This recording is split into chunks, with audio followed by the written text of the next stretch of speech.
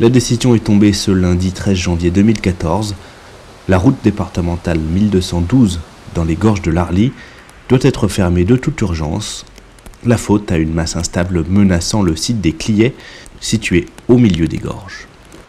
Vu les conditions météo et cette pluie abondante, aujourd'hui la situation s'aggrave.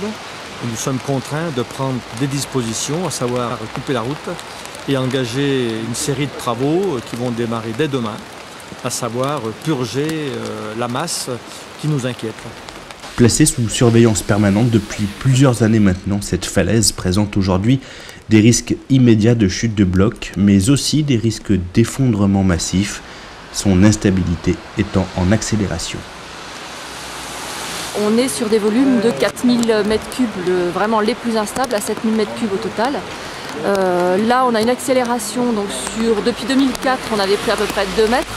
Là, sur la dernière année, on a pris pas loin d'1 mètre, et dont 25 cm ces derniers 15 jours.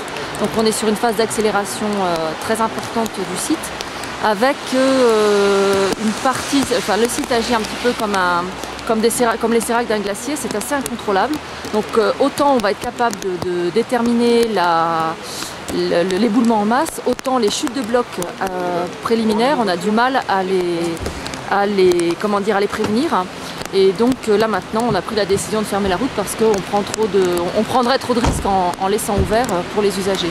Le Conseil général de la Savoie ferme donc la route entre les Molières à la sortie du Gine et jusqu'au pont des Motets permettant l'accès à Crévolan.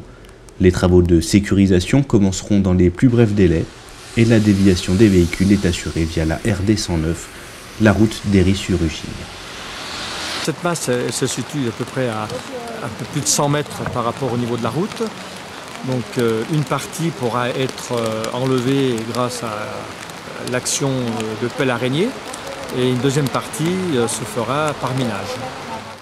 Aujourd'hui, avec toutes les précautions qui s'imposent, les conditions d'ailleurs de travail qui vont être difficiles, parce qu'il va falloir assurer la sécurité des personnels sur le site, on peut penser que la route va être coupée pendant au moins 2 à 3 mois.